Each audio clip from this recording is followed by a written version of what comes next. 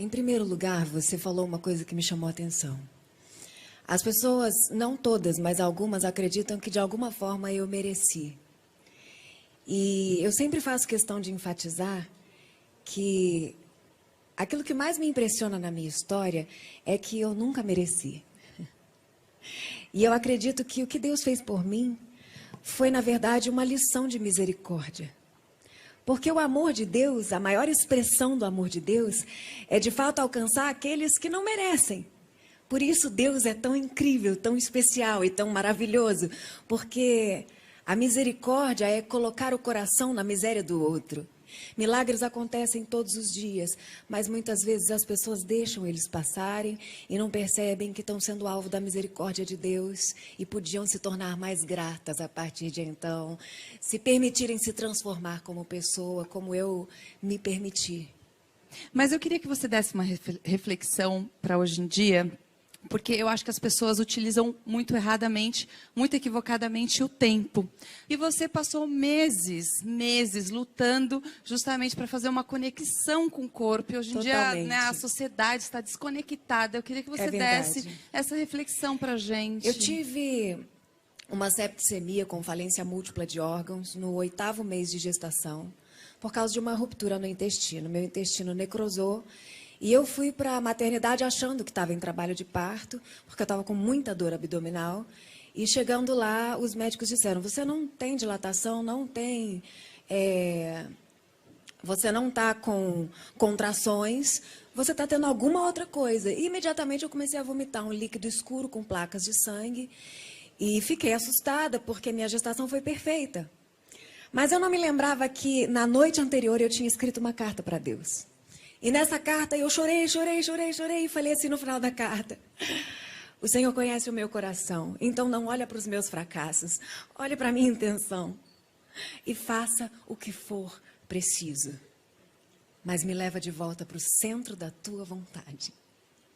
Eu dormi chorando e acordei passando mal. Quando eu cheguei na maternidade, que eu não estava em trabalho de parto, 4 dias de vômito, eles abriram meu abdômen, querendo tirar o bebê para tentar salvar o bebê, mas eu broncoaspirei aquele vômito que já era líquido fecal, contaminou os pulmões, eu não vi o bebê nascer. Por um milagre, ele nasceu perfeito. Eu entrei em coma com uma sepse, uma infecção generalizada, sou eu. Você ali? É. E... Vamos mostrar? Eu cheguei a 150 quilos de anasarca, um edema generalizado, com falência múltipla de órgãos.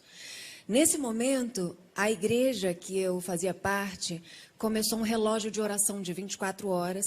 Isso se espalhou pela internet e pessoas de diversas religiões se compadeceram de mim e começaram a se inscrever naquele relógio de oração. Pessoas que nunca me viram na vida, e aí isso me deu uma lição enorme de compaixão.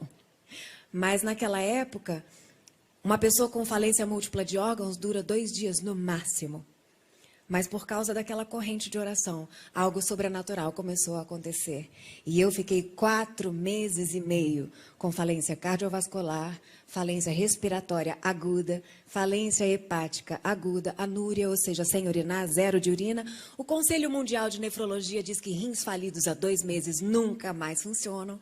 Eu fiquei 4 meses e meio sem urinar, falência digestiva. E aí a bilirrubina me deixou com essa pele escura, amarelada. Por causa da desnutrição severa e por causa do coma com esse quadro de sepse, o paciente começa a encurtar as extremidades para tentar preservar o máximo de energia nos órgãos vitais. E por isso eu perdi movimento dos braços, das mãos e das pernas. Qual que era o seu único órgão vital? Porque acho que só o cérebro funcionando, porque os órgãos todos funcionavam pelas máquinas. Pelos aparelhos. E você lembra de alguma coisa ou não? Eu lembro de muita coisa. Jura? E as pessoas ficam impactadas porque o nível de medicamento que você dá para um paciente terminal é para exatamente ele não sofrer. Tudo que ele tá é muito evasivo. Eram dezenas de cirurgias, traqueostomia. Eu era uma cantora, perdi a minha voz, tive encurtamento de laringe, atrofia de prega vocal, fiquei completamente muda. E tiveram que abrir meu abdômen tantas vezes que não fechava mais. E durante o coma eu tinha sonhos consecutivos, muitos sonhos. E nesses sonhos eles interagiam o que o meu inconsciente estava absorvendo do que estava acontecendo ao meu redor com aquilo que eu acredito que estava acontecendo no mundo espiritual. Eu hoje acredito que existia uma guerra pela minha vida. Foi nesse momento que você acredita que você teve uma conversa com Deus? Eu acredito que nesse momento muitas pessoas estavam falando com Deus sobre mim. Por favor, deixa ela aqui, por favor, deixa ela aqui. Meus amigos dizem que eles insistiram tanto que Deus falou, não aguento mais vocês pedindo. Mas você achou que ia perder a voz, não ia cantar mais. Eu perdi a voz. Você perdeu. Eu fiquei 2 anos praticamente sem falar. Sem falar. Bianca, em algum momento você parou para pensar ou culpar ou questionar que Deus é esse? Por que tão violento Nunca. comigo? Nunca. E se eu precisasse Nunca. passar, eu passava tudo de novo. Ô, Bianca, Todas as áreas da minha vida foram ajustadas por essa tragédia. É impressionante. Eu É acredito. claro que foi insuportável. Sim. Você depois acordar de um coma, inclusive completando o que a Tami falou. Eu tive 2 paradas cardiorrespiratórias de 18 minutos. E aí foi quando eu tive lesão cerebral. Então, o último órgão lesado foi o meu cérebro, e por isso a ciência hoje considera um caso que não tem explicação, e é o único caso na medicina no mundo. Não tem literatura médica, e os médicos não tinham como buscar estudos para me tratar, porque não tinha referência de alguém que não ia a óbito. Falia tudo e continuava, e abria pulmão, contraía KPC, que é uma superbactéria multiresistente. Abria abdômen, contraía bactéria hospitalar. Abria traqueia, contraía mais bactéria. E não ia a óbito, e ninguém entendia por quê. Então, E Deixa eu só- a posição dos médicos, assim, com a sua família nesse momento, porque chega um momento que acho que eles falam, vamos desligar os aparelhos, né? Com certeza. Em algum momento eles cogitaram isso com a sua Vários família? momentos. E quem que se E é falou, isso não, que eu eu que- confio a minha nesse mãe Deus. a minha mãe falou, não desliga. Mas que mãe vai falar disso? Ah, Não, nenhuma. nunca. Bianca, é exatamente sobre esse tema que eu quero falar com você e eu vou pedir fogo pro diretor, porque é o seguinte, muito se fala, no Brasil não acontece, mas enfim, em vários países acontece. Eu quero saber o que você acha sobre a eutanásia, porque, como a Tami falou, de repente, poderiam pedir para desligar, enfim, e você tá aí, Eu sou viva! completamente contra. Então eu queria que você E o meu falasse sobre caso isso. hoje, nos hospitais por onde eu passei, ele é mencionado, pelo que os médicos me dizem, semanalmente. Chegou um paciente gravíssimo, onde ninguém está acreditando que aquilo vai dar certo, as pessoas falam, lembra da Bianca? Virou uma referência. Eu virei uma referência, porque era uma paciente que não tinha, já tinha escrito no meu prontuário médico SPP, significa se parar, parou. Ô, Bianca, você falou dessa consciência que você tem da raridade, da sua enfermidade. Você acha que isso é a sua missão na Terra? Eu tenho certeza. Até porque se não fosse, eu não suportaria conviver com o que eu passei, concorda? Se eu não compreendesse que a mão de Deus, maravilhosa, que muitas vezes para nos corrigir precisa nos podar, mas com tanto amor, enxergando aquilo lá na frente que a gente ainda não vê, eu iria olhar para mim e pensar, meu Deus, que Deus é esse? Que fez Você, isso antes de comigo? entrar no hospital, você escreveu a carta. Escrevi. Nesse momento, quando você veio à consciência, você tinha algum pedido a ele? Tinha. Qual era o seu pedido? Quando eu abri os olhos, eu não sabia quem eu era, não sabia onde eu estava, eu só lembrava dos sonhos. Eram muitos sonhos e eram tão reais que quando eu abri os olhos eu não sabia mais o que era realidade e o que não era. E as pessoas começaram a me contar que eu tinha tido um bebê, mas eu não falava, não me mexia, só mexia as pálpebras. E eles pediam que se fosse sim, eu piscasse 2 vezes, se fosse não, piscasse 1 vez. Eu não tinha coordenação ainda para fazer isso, então eu chorava, e aquela paralisia facial não me deixava nem tentar falar alguma coisa, e eles também não sabiam se eu estava entendendo, porque eu já tinha tido 2 paradas de 18 minutos.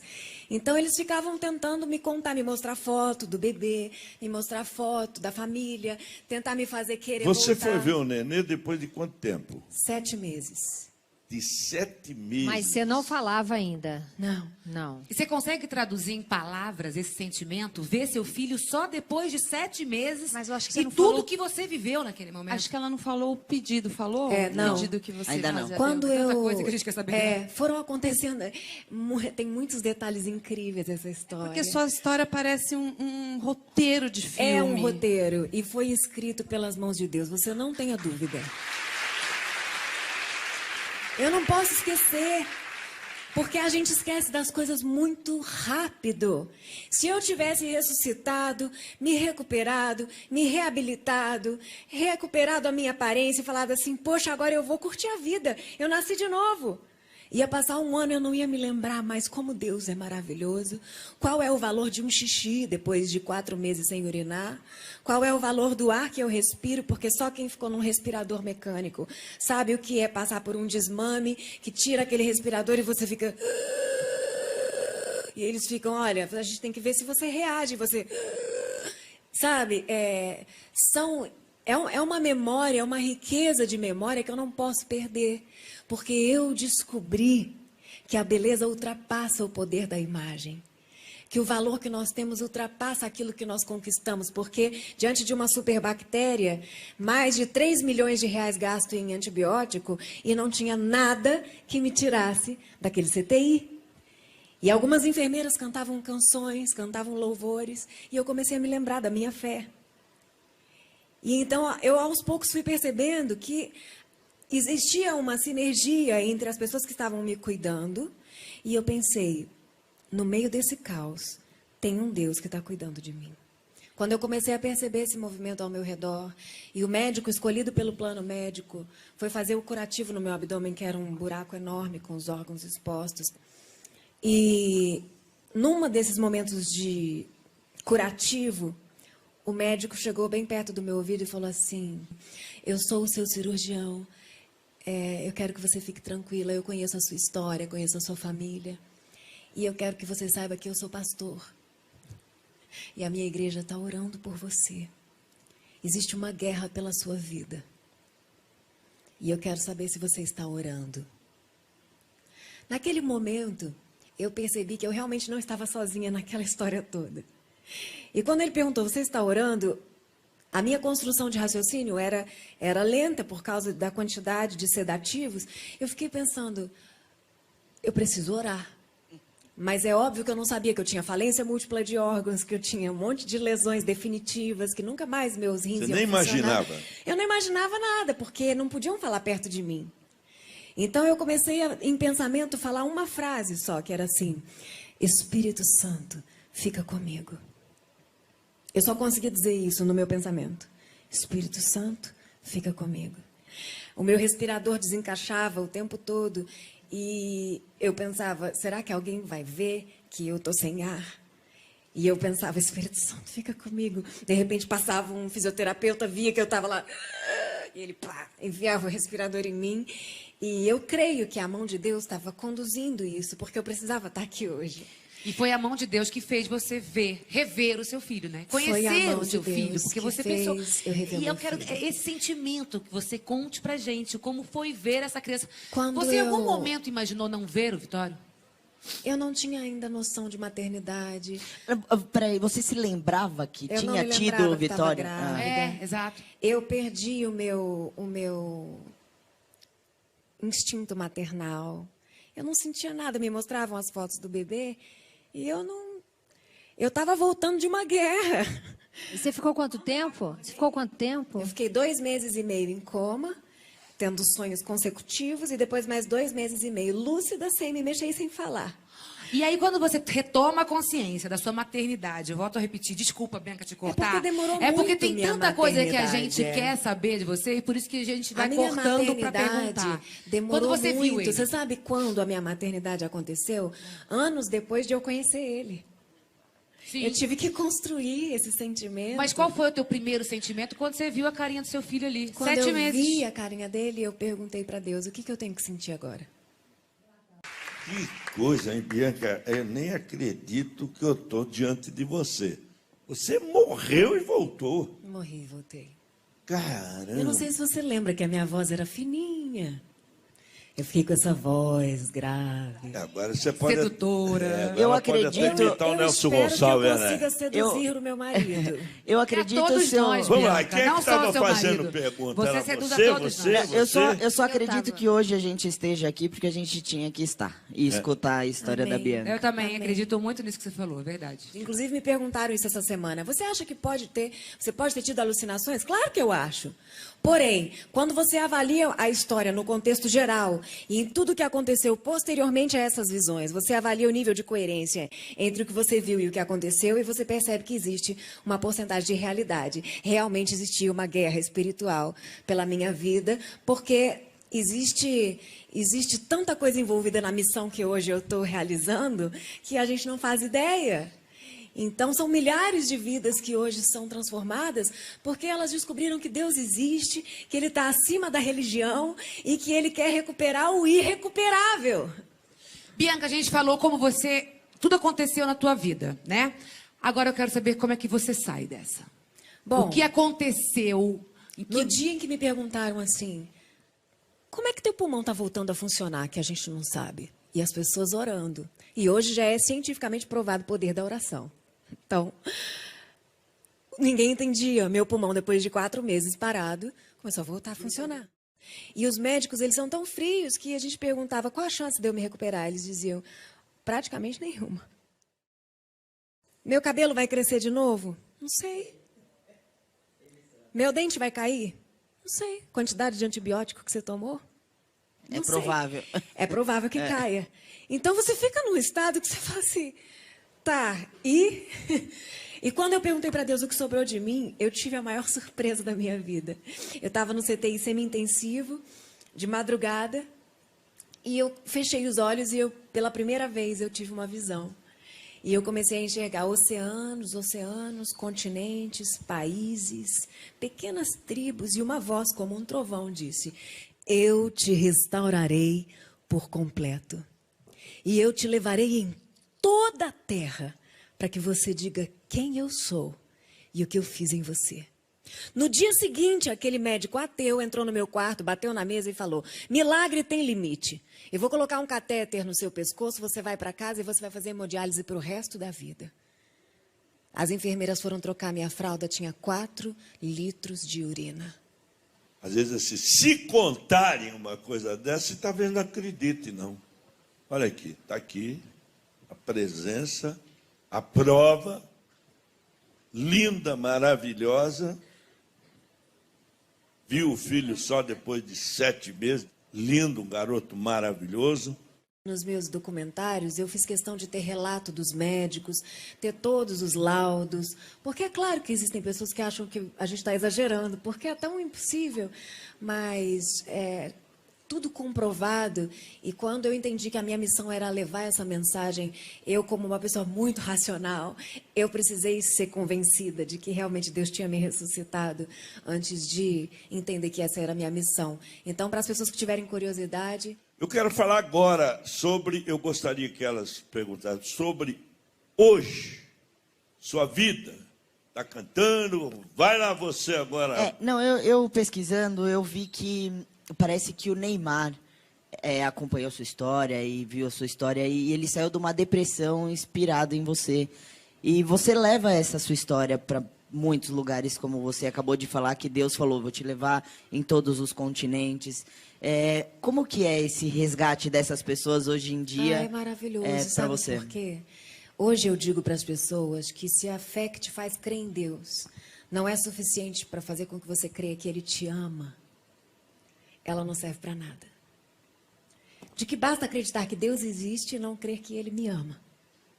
Porque diante dos maiores desafios e dilemas da minha vida, a minha dúvida não é se Deus existe. A minha dúvida é se Ele sabe que eu existo. E depois de tudo isso, a pergunta que Ele me fez foi, agora eu consegui te convencer que eu te amo? Caraca, precisava de menos.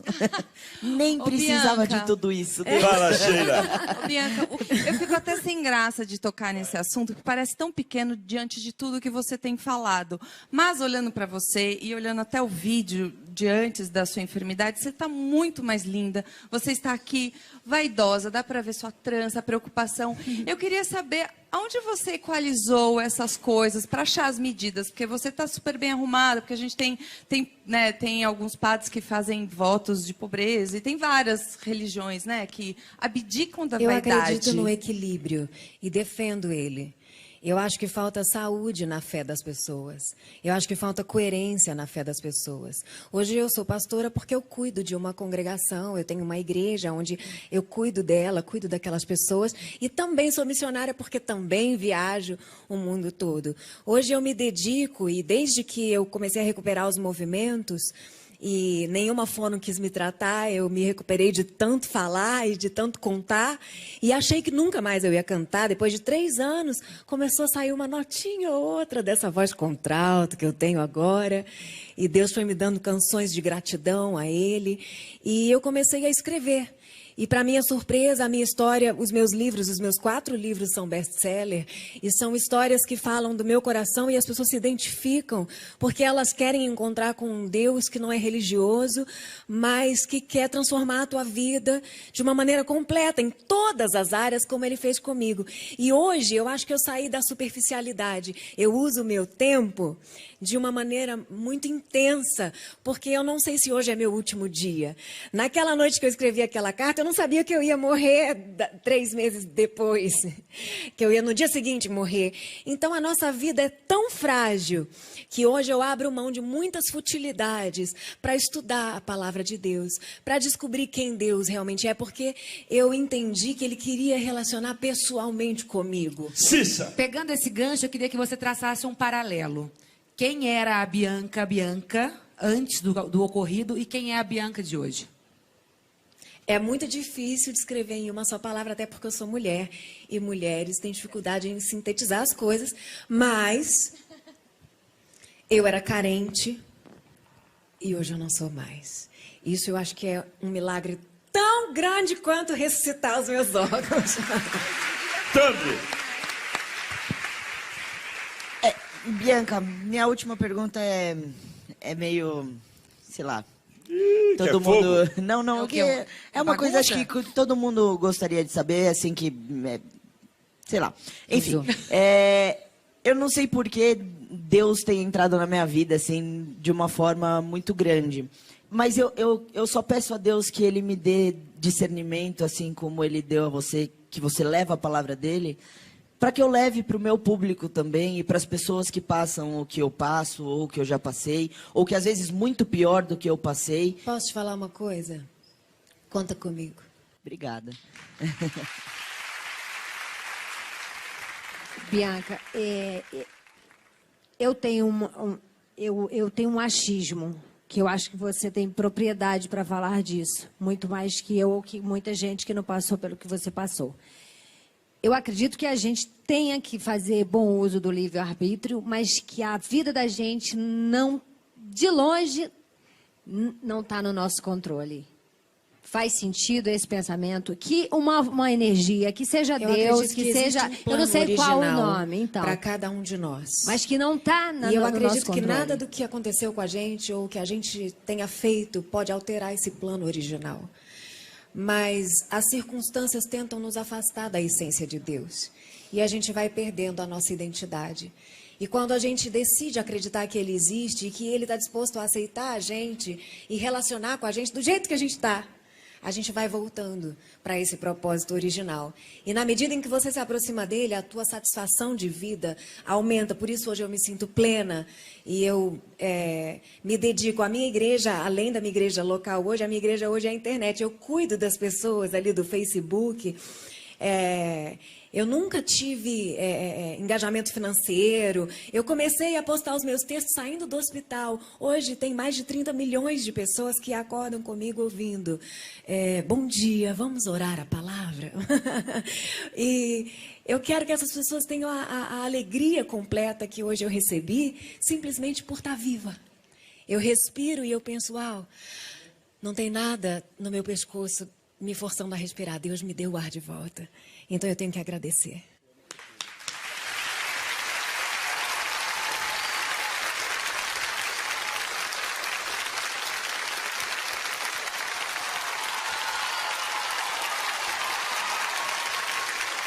Bianca, Brincadeira. Você está casada, ela está teu esposo, não é? É. Está feliz? Muito feliz.